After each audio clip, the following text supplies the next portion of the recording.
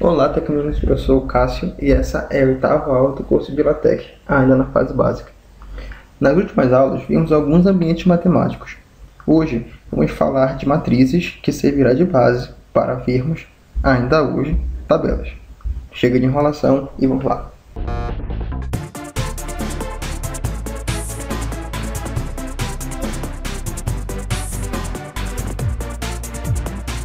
A primeira coisa que precisamos saber sobre o ambiente de matrizes, array em inglês, é que ela sempre está embutida em um ambiente matemático, que já vimos. Sendo um ambiente, adivinha como começamos? /begin array. Agora temos também um outro parâmetro para as matrizes, que é o alinhamento das colunas. No caso de matrizes, devemos dizer ao programa de forma prévia quantas colunas vai ter a sua matriz. E cada uma dessas colunas você já deve dizer qual é o alinhamento delas. Ela pode ser para a esquerda e você vai utilizar um L. Pode ser no centro, centralizado, e você utilizará um C. Você também pode utilizar um R, que é para dizer que o alinhamento é para a direita.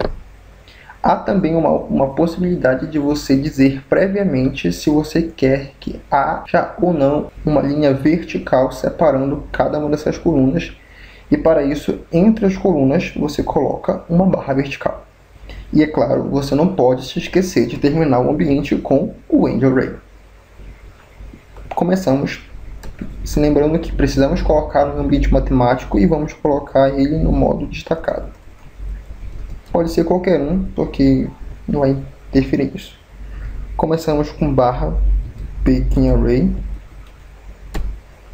E aqui devemos dizer as colunas. Vamos começar com duas colunas centralizadas e uma coluna para a esquerda. Então temos aqui a nossa matriz /begin array CCL. Significa que teremos duas colunas centralizadas e uma coluna alinhada à esquerda. Se lembra da função do estilizado na aula anterior? Então, vai voltar, porque essa é a função dele de separar colunas. Vamos começar aqui com 3 e 4 e menos 5. Repara que isso deve ser utilizado porque nós estamos utilizando 3 colunas. Então aqui o 2 vai ficar na primeira coluna. O E faz a separação da primeira com a próxima coluna, 4. O E seguinte faz a separação do 4 com a próxima coluna, a última, menos 5. No ambiente array, toda linha termina com o //. E lembrando, toda linha termina com //, inclusive a última. Temos aqui a nossa primeira matriz e veremos como ela vai ficar. Ela está aqui, nossa matriz. Reparem, está centralizado, mas aqui está à esquerda. Podemos colocar também centralizado. Todo mundo centralizado agora. Você vai dizer, mas Cássio, a matriz está dentro de alguma coisa. É verdade. Nesse caso, ela pode estar entre parênteses ou entre colchetes. Como que vamos fazer? Fazemos assim, /left. Assim ele vai determinar o tamanho que é necessário para o comando. Porém, sabemos que todo left precisa de um right. Aqui vamos colocar o right. Fechando assim a nossa matriz. Bem fácil, sem complicações. Podemos colocar também o colchete e iria gerar a matriz também. Se quiséssemos, poderíamos colocar aqui embaixo a ordem da matriz, ele vai entender porque está no ambiente matemático. Algumas outras aplicações, vamos fazer um outro exemplo, onde agora vamos fazer sistemas de equações. Claramente, vamos começar a fazer a nossa matriz. E aqui precisamos de uma coluna, 2 colunas, 3 colunas, 4. Como só temos 3, acrescentamos outra, certo? Tecnicamente, você pode fazer primeiramente sua matriz, a forma como você bem desejar, e depois, vendo quantas colunas você utilizou, você complementa aqui. Agora precisamos colocar A chaves, a gente já sabe que ela é um comando especial e precisamos colocar barra chaves. Como queremos que ele faça um comando automático, fazemos o barra left. Porém, todo left precisa de um right. Então, barra right. Só que o right não pode terminar no nada. Então, colocamos um ponto. Assim, ele termina. O que tem? Ah, esqueci aqui uma coisa importante, que é as duas barras. Então, aqui temos mais nosso sistema. Você pode definir também funções de diversas sentenças. Então aqui temos o módulo de x é igual. Aqui vamos utilizar as sentenças que já sabemos fazer. Barra begin array. Ela é x se. Aqui vamos separar o outro. Bom, vamos precisar colocar um texto. Para colocar um texto no modo matemático temos duas formas. Uma é com o barra mbox e com o barra text rm, que já vimos anteriormente. Eu posso falar aqui ou vocês podem procurar o comando que está por aqui. O que eu estou procurando é o maior ou igual, e ele está bem aqui. Aqui. Pronto. Vamos ver como que ficou. E aí? Falta um espaço.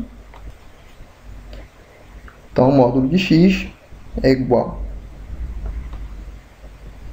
a x se x for menor ou igual a zero e menos x se x for menor do que zero. Está no ambiente equation e, portanto, ele vai numerá-la. Tudo isso é bem simples e termina essa primeira parte de matriz. O ambiente de tabelas ele é obtido com o tabular. Ele começa da forma que já sabemos, barra begin tabular. Ele tem alinhamento de colunas como no array, e como array ele possui todas as mesmas opções, o L, o C e o R, e a barra. Há também uma outra possibilidade, uma largura determinada pelo usuário, e você coloca ela com um P, e entre chaves você coloca o tamanho que você quer em centímetros. E, é claro, termina com o end tabular. E aqui devemos determinar qual será as colunas. O que significa cada uma dessas linhas verticais, Cássio? Significa que em cada uma das nossas colunas ele colocará uma linha vertical nela, separando assim uma da outra. Vamos lá. Uma tabela. Bom, então colocamos aqui na nossa primeira linha, seção 1, preço, público, observação. Então daqui, cada uma dessas colunas ela é separada por um estilizado. Como eu disse que ia ter 4 colunas, a primeira coluna centralizada, a segunda também, a terceira também, a última coluna tem um tamanho de 2 centímetros. Cada uma das linhas precisa terminar com barra barra, muito parecido com o array. Então estamos de volta. Eu aumentei o tamanho aqui para 5, porque ficou melhor assim. Então vamos lá. Então aqui temos seção 1. Não temos falta algumas coisas que já vamos complementar aqui. Então temos logo, SLD, o nome do futuro, aqui o preço, o público e algum texto. Reparando que aqui, quando você colocar ele em P, ele sempre vai deixar o seu texto para a esquerda. Sempre. O que podemos acrescentar é uma linha, se caso você queira, uma linha horizontal para cada uma da sua tabela. Então você pode colocar aqui, por exemplo, hline, waitline, ele vai te dar exatamente essa linha. Quando você o coloca, ele preenche a linha onde você está querendo que ela fique. Você pode colocar também 2 linhas horizontais para que ele dê um efeito diferente, que é separar como se fosse um tópico. E assim fazemos tabelas. Não é tão complicado, é bem semelhante com o array. Tabelas, porém, elas possuem um diferencial, é que elas podem flutuar no texto. Isso vai acontecer também quando formos falar de figuras. Tabelas e figuras em um texto tem um diferencial de que você pode colocar uma legenda. Para isso, colocamos ele em outro ambiente, que é o ambiente table. Diferente do que tabular, tipo, tabela, table, nesse caso, você precisa, o ambiente table, ele é apenas um arcabouço para o tabular. Então, como colocamos eles? /begin table. Então, o table, ele precisa que você defina um lugar para ele.